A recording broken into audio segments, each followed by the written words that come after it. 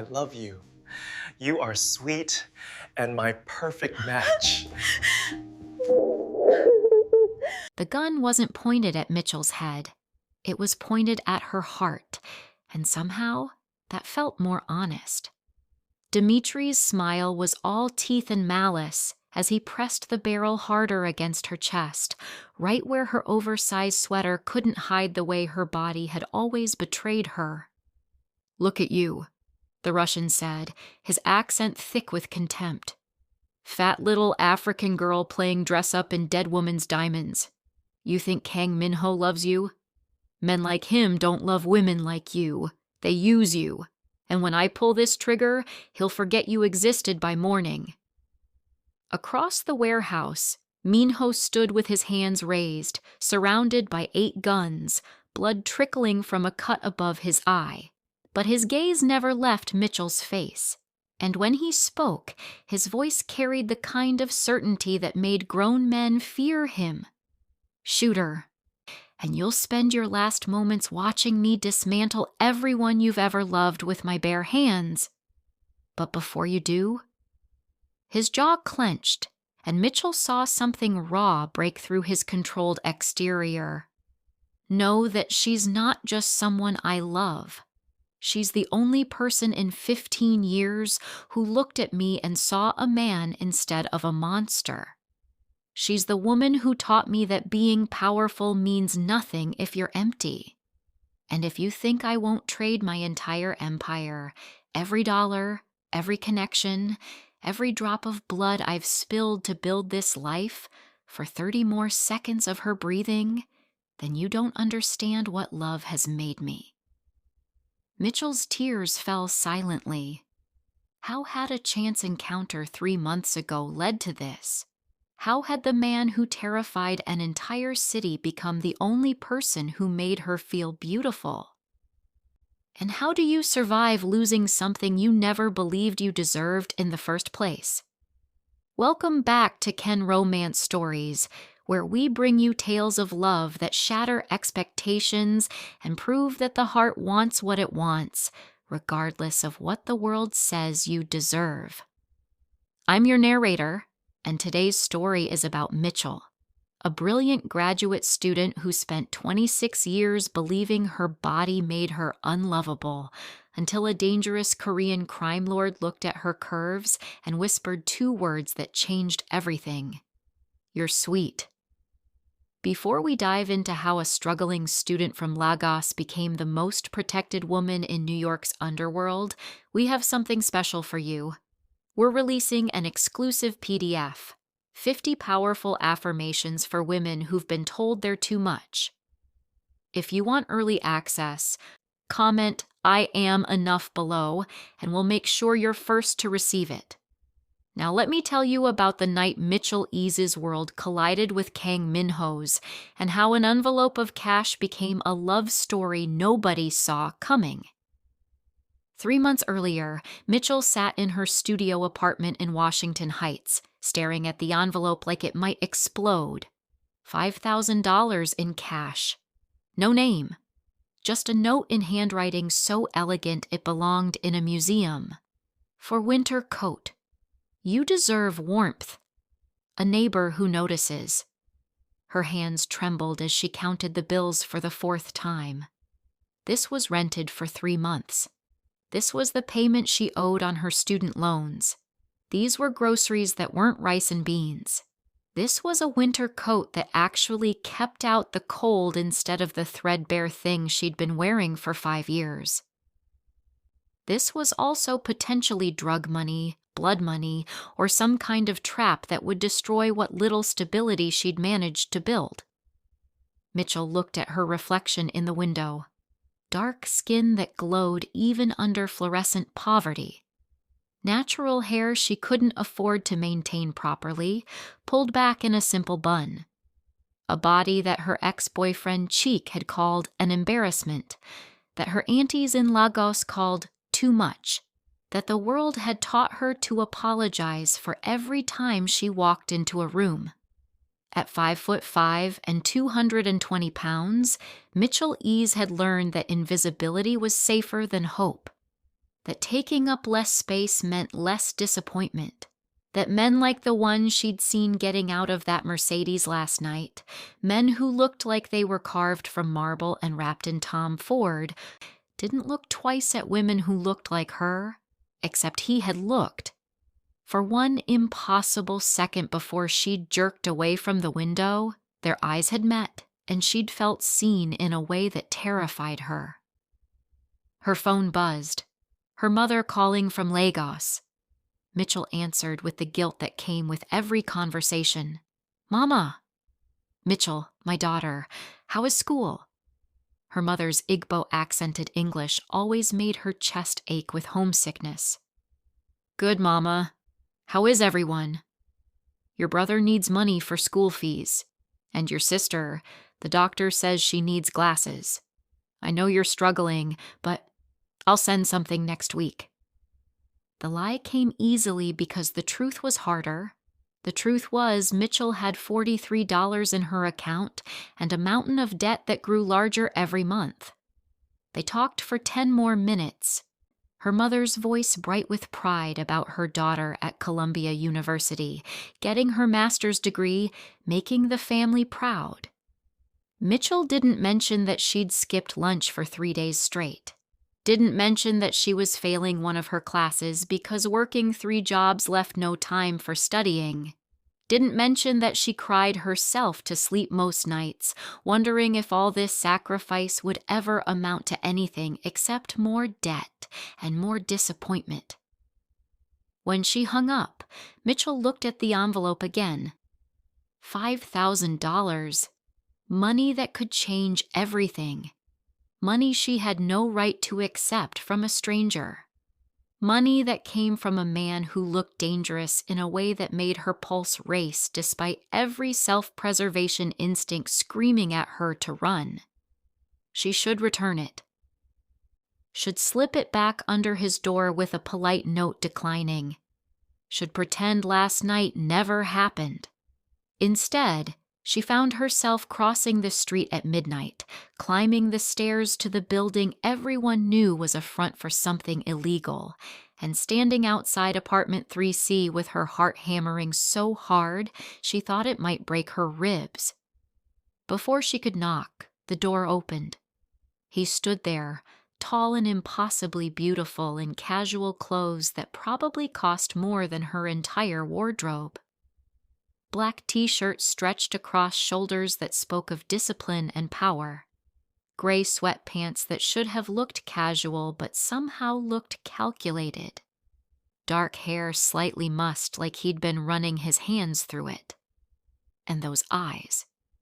Dark, intelligent, dangerous. Fixed on her with an intensity that made breathing difficult. "I knew you'd come," he said in English with barely any accent, though she caught the Korean underneath. His voice was smoke and silk and something darker. "You've been standing out there for 7 minutes trying to decide." Mitchell's face heated. "You were watching?" "I watch everything in my territory." He stepped aside. "Come in. Or don't. But make a decision, Mitchell Eze, because standing in my hallway at midnight sends the wrong message to people who are already watching you." The fact that he knew her name should have terrified her. Instead, she walked inside. The apartment was nothing like she expected. Not ostentatious, not flashy. Minimalist in the way that screamed expensive. Floor-to-ceiling windows overlooking the city. Furniture that looked Japanese, clean lines, and dark wood. Art on the walls that was probably worth more than her student debt. Everything precise, everything controlled, everything screaming money and power and danger. "You can't just give strangers $5,000, Mitchell said, her voice stronger than she felt. She held out the envelope. "I'm returning it." "Why?" He moved to a bar cart, poured 2 glasses of something amber, brought one to her. "You need it. I have it. Transaction complete." "I don't take charity." "It's not charity. It's an investment." Mitchell's stomach dropped. In what? You think because you give me money, I owe you something? I know what men like you expect from women like me. I know how this works. Something flickered in his expression. Something that might have been respect. Do you? Explain it to me then. What do men like me expect from women like you? Sex, gratitude, submission? The words tasted bitter. You saw a fat girl in a window and thought she'd be easy, desperate enough to accept money, desperate enough to accept you. The slap she expected never came. Instead, he laughed. Actually laughed, rich and genuine. You think I need to pay for sex, or that I prey on desperate women? He set down his glass with deliberate care. Sit down, Mitchell. Let me tell you exactly what I saw. She sat on the edge of an armchair that probably cost more than her entire apartment building, clutching the envelope like armor. He remained standing, hands in his pockets, looking at her with that unsettling focus. 3 months ago, I moved into this building to surveil a human trafficking operation running out of the restaurant downstairs. I've watched dozens of people come and go, students, workers, families. You want to know what made you different? Mitchell couldn't speak, couldn't breathe. Every evening at 6:47 p.m., you come home from campus. You climb 4 flights of stairs, even though I can see your knees hurt by the 3rd floor. You stop on the 2nd floor landing to catch your breath, and your face shows shame, like your body's limits are a personal failure. He moved closer, and Mitchell fought the urge to shrink back. You get to your apartment, and before you eat, you send money through Western Union. Every week. $300 to Lagos? Then you eat rice and stew you cook in bulk because it's cheap. You study until 2 a.m. You never go out. Never have friends over. Never do anything except work and study and survive. And last Tuesday, his voice softened. I watched you stand outside the grocery store for 20 minutes, trying to decide if you could afford the winter coat on clearance for $40. You put it back, bought ramen instead. Then you cried on the subway platform when you thought no one was watching. Mitchell's tears fell before she could stop them. Having her life laid bare like that, her poverty and her pain cataloged by a stranger, was more intimate than anything she'd ever experienced. Why? She whispered. Why do you care? Because I've spent 15 years watching people, reading them, using them. And in all that time, I've never seen someone carry so much weight that had nothing to do with their body. He crouched in front of her chair, bringing them eye level. You carry your family, your education, your future, your past, and you do it without complaining, without breaking, without becoming bitter. His hand lifted slowly, giving her time to pull away. When she didn't, his fingers brushed her cheek, catching tears. The money isn't for sex, Mitchell. It's because 3 months of watching you reminded me I used to be capable of caring whether someone suffered. You made me feel something other than empty. And that, his thumb traced her jawline, and Mitchell's breath caught, is worth far more than $5,000. I don't understand any of this, Mitchell breathed. I'm nobody, just a student trying not to drown. You're someone who gave her lunch to a homeless woman last week, who tutors international students for free when they can't afford your rate, who called an ambulance for a man overdosing on your stoop and stayed with him until help arrived. His eyes burned into hers. You're someone kind in a city that punishes kindness, and that makes you the rarest thing I've ever seen. Before Mitchell could respond, his phone buzzed. He glanced at it, his expression hardening. You need to leave, now. The shift from intimate to dangerous happened so fast Mitchell got whiplash. What? Now, Mitchell? He was already moving toward the door, his body language transforming into something lethal. "Go home! Lock your door! Don't open it for anyone except me! You can't just order me!" The explosion rocked the building. Glass shattered, alarms shrieked, and Mitchell found herself shoved to the floor with Minho's body covering hers, his weight solid and protective. "Stay down," he commanded, his voice deadly calm despite the chaos. Men's voices shouted in Russian. Gunfire erupted.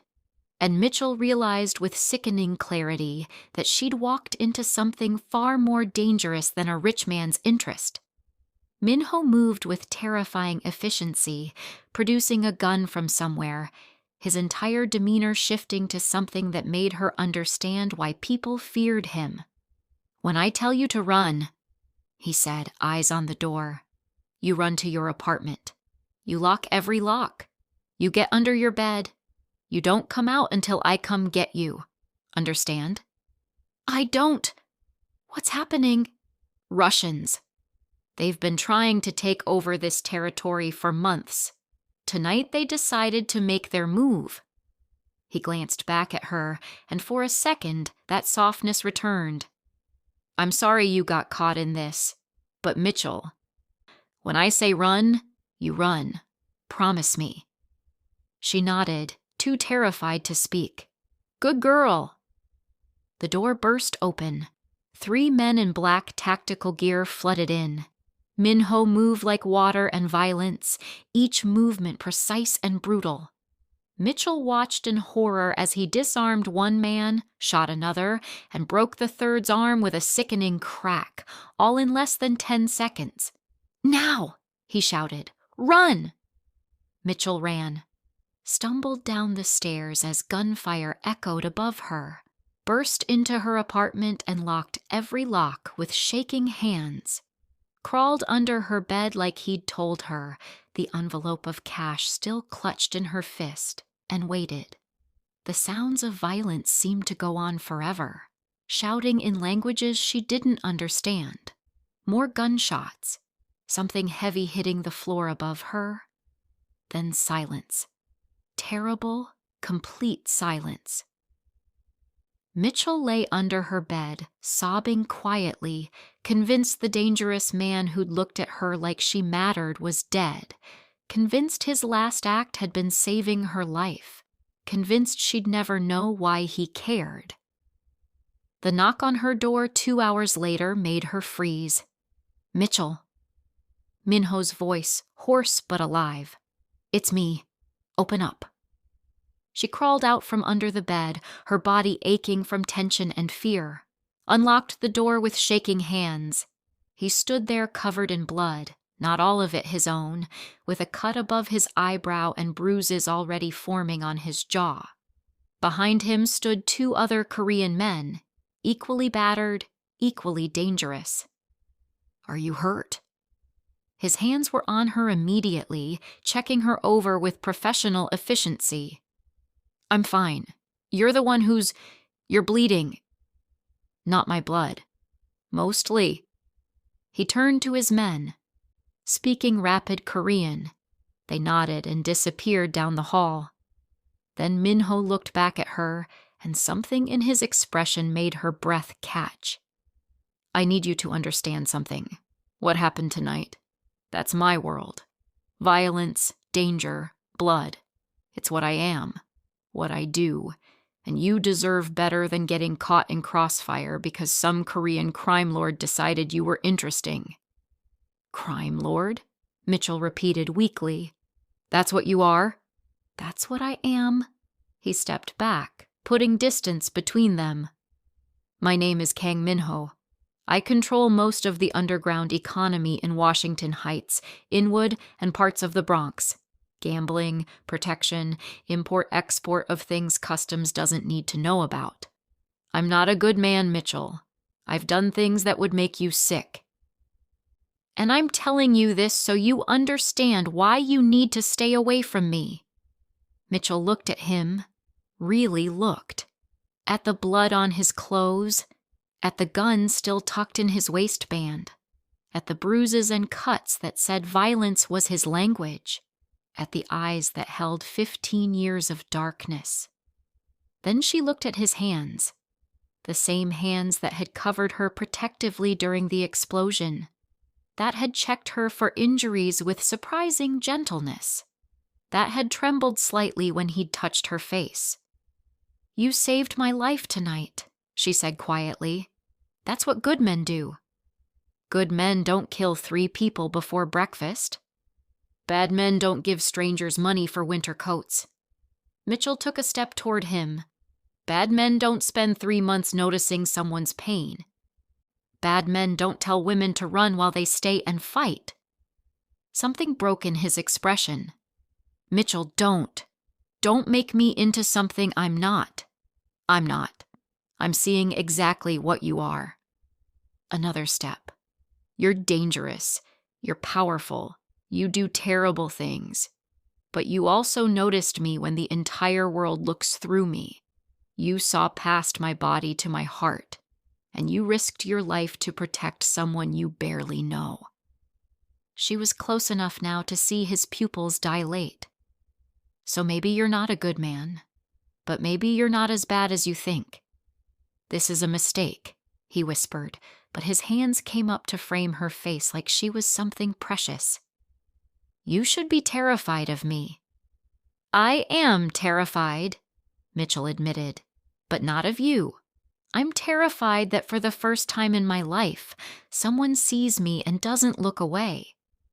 I'm terrified that a man who could have anyone is looking at me like I'm beautiful.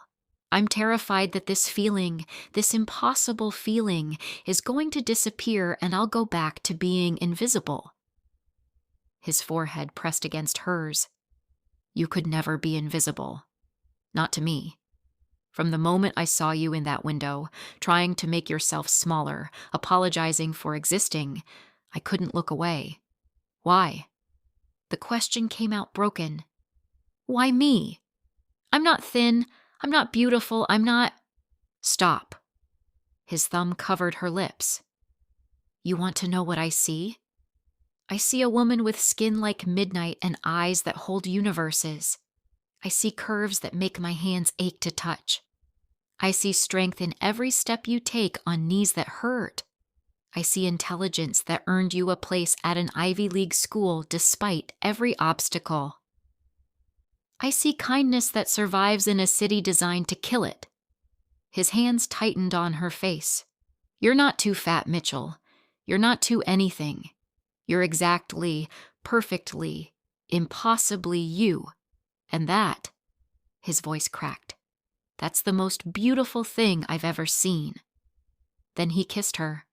Not tentatively, not carefully. He kissed her like she was oxygen and he'd been drowning.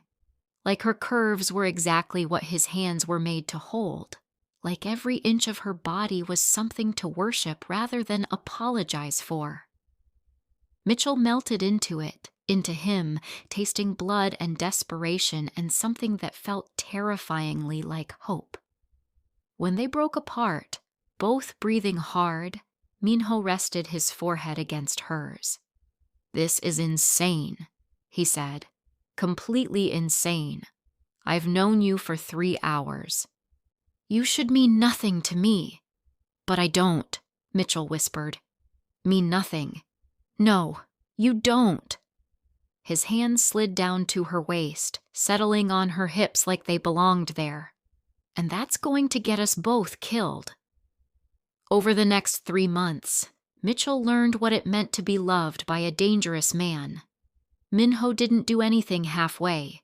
He stationed security outside her building, paid off her student loans without asking permission, filled her apartment with groceries, with books, with everything she'd ever mentioned wanting in passing. When she protested, he looked at her with those dark eyes and said, "Let me take care of you. You've been taking care of everyone else your entire life. Let me be the one who carries you for a change." He showed up at Columbia to walk her home, looking completely out of place among students in his expensive suits and dangerous aura. He learned to cook Nigerian food, watching YouTube videos in Korean subtitles, determined to make jollof rice that met her standards. He memorized her class schedule, her favorite books, the names of her siblings back in Lagos. And he looked at her body like it was art. Every curve, every stretch mark, every inch of softness that the world had taught her to hide, he worshipped with hands and words and reverent attention. "You're sweet," he'd whisper against her skin, usually in Korean first, then English. "Dalkamhae, so sweet I could spend my life tasting you and never get enough." Mitchell bloomed under his attention, started wearing clothes that fit instead of hide, walked with her head higher, smiled more, laughed in a way she hadn't since her father died. Her roommate Zara noticed, "Girl, I don't know what's going on with you and that fine Korean man, but you're glowing. Like, literally glowing. Is the sex that good?" Mitchell blushed. "It's not just sex. He makes me feel—" She struggled for words. "Like I've been holding my breath my entire life, and he's the first person who told me I'm allowed to breathe." But loving a crime lord came with costs. Minho's world was violent and unpredictable. There were nights he disappeared without explanation, returning with bruises and blood. There were phone calls in Korean that made his face go hard. There were men who looked at Mitchell with calculation, weighing her value as leverage against him. "You should leave me," Minho said one night after a particularly bad deal went wrong. "Get out while you still can. Find some nice graduate student who'll give you a normal life." "I don't want normal," Mitchell said. "I want you. You want a man who'll get you killed?" "I want the man who sees me, the real me, not the version I perform for the world." She took his face in her hands. "You think I don't know what you are? I know, Minho. I know you're dangerous. I know you've done terrible things. But I also know you cry when you think I'm sleeping. I know you send money to orphanages in Korea under fake names. I know you haven't killed anyone since we met because you're trying to be better. For me." His eyes closed. "You make me want to be better. But wanting and being are different things. Then we'll figure it out together. You and me against whatever comes." She pressed her forehead to his. "I'm not leaving." "Not unless you tell me you don't want me." "Never," he breathed. "I'll never not want you." But the universe had different plans. The Russians who'd attacked Minho's building 3 months ago hadn't forgotten. They'd been planning, waiting, gathering intelligence, and they'd figured out that the fastest way to destroy Kang Minho was through the fat African girl who'd somehow captured his heart. Dmitry Volkov was the kind of man who smiled while he hurt people. Second in command of the Bratva's New York operations, he'd spent months watching Minho's organization, looking for weakness. And Mitchell was a weakness so obvious it was almost insulting. "She's nothing," Dmitry told his boss. "A student. No family here, no protection. We take her, Minho will trade anything to get her back. His territory, his connections, his life. All for some fat black girl who doesn't belong in his world anyway." The plan was elegant in its simplicity. Wait until Minho was meeting with suppliers in Queens. Grab Mitchell from campus, use her as bait to draw him out, kill them both and take over his territory in the chaos that followed. They grabbed her on a Tuesday afternoon, right outside Butler Library. A van, a cloth over her mouth. Darkness. When Mitchell woke, she was zip-tied to a chair in a warehouse that smelled of oil and fear. 8 Russian men surrounded her, and Dmitry sat on a crate smoking a cigarette, looking at her like she was meat. "The famous Mitchelle Eze," he said in heavily accented English. "Kang Minho's weakness wrapped in too much flesh." Mitchell's heart hammered, but she lifted her chin.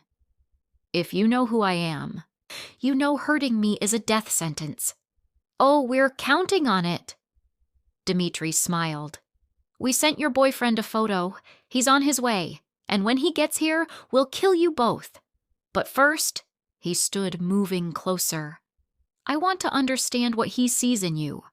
Because looking at you, all I see is a fat girl playing dress-up in a world she doesn't belong in. The words should have hurt. Would have hurt 3 months ago. But Mitchell had spent 3 months being loved by a man who treated her body like a temple, who whispered sweet against her skin like a prayer, who looked at her curves and saw beauty instead of failure. You want to know what he sees? Mitchell met Dimitri's eyes. He sees someone who survived everything the world threw at her and chose kindness anyway. He sees strength that has nothing to do with size. He sees someone who makes him want to be better than what his life made him, and if you think my body makes me weak, you don't understand that I've been fighting battles you can't imagine just to exist in a world that told me I shouldn't. Dimitri's smile faded. Brave words for a dead woman. That's when the warehouse doors exploded inward. Minho came through the smoke like an avenging angel, 6 of his men flanking him. The gunfight was brutal and fast. Mitchell watched in horror as men fell, as bullets flew, as the man she loved fought his way toward her with single-minded determination. Then Dimitri's gun was at her chest, and everything stopped. One more step, the Russian snarled, and I paint the walls with her heart. Minho froze. His men froze, and Mitchell saw in his eyes that he would trade everything, just like Dimitri predicted. That's when she made her choice. Don't, she said to Minho. Don't you dare give up anything for me. Mitchell. His voice broke on her name. I'm not worth your empire. I'm not worth your life. Tears streamed down her face. You're everything. Minho cut her off. Every single thing that matters. And if you think I value money or power or territory more than 30 seconds of you breathing, then you haven't been paying attention. He looked at Dimitri. You want my organization? Take it. You want my territory? It's yours. You want my connections, my money, my life? Name your price. Just let her walk out of here. Minho, no! Mitchell sobbed. You shut up, Dimitri snarled, pressing the gun harder. Your boyfriend's finally being smart. Actually, a new voice said from the shadows, he's being stupid, but that's what love does. Junho, Minho's second in command, stepped into view with 10 more men. They'd circled the warehouse during the confrontation, coming in through side entrances. Drop the gun, Volkov. You're surrounded. The next 10 seconds happened in chaos. Dimitri turned his gun toward Junho. Minho lunged forward. Mitchell threw herself sideways in her chair, hitting the ground hard. Gunfire, screaming, the smell of blood and gunpowder. Then silence. When Mitchell dared to open her eyes, Minho was kneeling beside her, cutting her zip ties with shaking hands. Are you hurt? Did he hurt you? Mitchell, answer me. I'm okay, she managed. I'm okay. He pulled her into his arms so hard it hurt, his face buried in her neck, his whole body trembling. I thought I lost you. I thought I was going to watch you die. You were going to give up everything. Mitchell pulled back to look at him. Your whole life, everything you built, you were just going to give it away. In a heartbeat, he said fiercely, without question, without hesitation. You think any of it means anything without you? You think I survived 15 years of this life just to lose the one person who made it worth living? His hands framed her face. I love you, Mitchelle Eze. Your brilliant mind, your generous heart, your incredible strength. Every curve, every inch, every single perfect piece of you. and I will burn this entire city to ashes before I let anyone make you believe you're anything less than extraordinary." "I love you too," Mitchell whispered. "My dangerous, broken, beautiful man." Across the warehouse, Junho cleared his throat. "Sir, the Russians?" "Let them go," Minho said, not looking away from Mitchell. "All of them? All of them? I'm done with war. I'm done with violence. I'm done with a life that puts her in danger." He stood, pulling Mitchell up with him. "Effective immediately, I'm out. Transfer everything to you. Clean transition. I'm done." 6 months later, Mitchell defended her master's thesis to a packed room. In the front row sat her mother, flown in from Lagos, her siblings on video call, her professors and classmates. And in the back, trying to be inconspicuous and failing, sat Kang Minho in an expensive suit, looking at her like she hung the moon. When she finished, when the applause died down, when her committee unanimously passed her with honors, Minho was there. He swept her into his arms, kissing her in front of everyone, not caring who watched. "I'm so proud of you," he whispered against her lips. "So impossibly proud." That night, in the apartment they now shared in a better neighborhood, Minho cooked jollof rice that was almost good enough. Mitchell laughed at his concentration, at the way he tasted and adjusted, determined to perfect it. "Why do you keep trying?" she asked. "You have money. We could hire a chef." "Because you deserve someone who puts in effort, who learns your culture, your food, your heart." He pulled her close. "And because watching you eat food I made, seeing you happy, that's better than any power I used to have." "You gave up everything for me," Mitchell said softly. "Your organization, your reputation, your life. I gave up nothing that mattered." His hands settled on her hips, on the curves he never got tired of holding. "And I gained everything. You, us, a life where I sleep without nightmares, where I build instead of destroy, where I get to wake up every morning next to a woman who's brilliant and kind and so beautiful it hurts to look at her." "I used to think I was too fat to be loved," Mitchell admitted, tears threatening. "Too much, not enough, wrong in every way that mattered." "And now?" "Now I know I was exactly right all along, that my body isn't something to apologize for, that the right person doesn't love me despite my curves, but including them, that I'm not too much or not enough. I'm exactly, perfectly me." She kissed him softly. "And that's sweet enough for both of us." "Dalcomhe," Minho whispered against her lips. "So sweet. My sweet Mitchell. And I'm going to spend the rest of my life making sure you never forget it." 5 years later, at their wedding in a small ceremony that blended Korean and Igbo traditions, Minho's vows made everyone cry.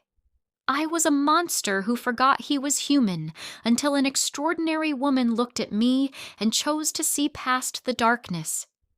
Mitchell taught me that being powerful means nothing if you're empty. That real strength is carrying the world on your shoulders and still choosing kindness. That love isn't about perfection. It's about seeing someone exactly as they are and deciding that's exactly what you want." He took her hands, his voice breaking. "You were told you were too much, too fat, too dark, too poor, too ambitious, too everything. But you were never too anything. You were always exactly enough. And I'm going to spend every day proving that the world was wrong and you were right." Mitchell's vows were simpler. "You taught me I deserve to take up space, that my body is not an apology, that being loved isn't something I have to earn by becoming smaller, quieter, less. You taught me that the right love doesn't demand I change. It celebrates exactly who I am." She smiled through tears. You're still dangerous, still intense, still sometimes too much. But you're my too much, and that's exactly enough for me. In the crowd, Mitchell's mother wept with joy. Minho's associates, the few he'd kept from his old life, looked uncomfortable with emotion. And in the back, Junho smiled, remembering the night his boss had chosen love over power and never looked back. Because Kang Minho had learned that the most dangerous thing he ever did wasn't running a criminal empire. It was falling in love with a woman the world told him wasn't worth noticing and discovering she was worth everything. And Mitchelle Eze learned that she was never too fat to be loved. She just needed someone brave enough to see past what the world said she should be and love exactly who she was. Two broken people who found each other in the most unlikely circumstances and built something beautiful anyway. That was their story. And it was exactly sweet enough.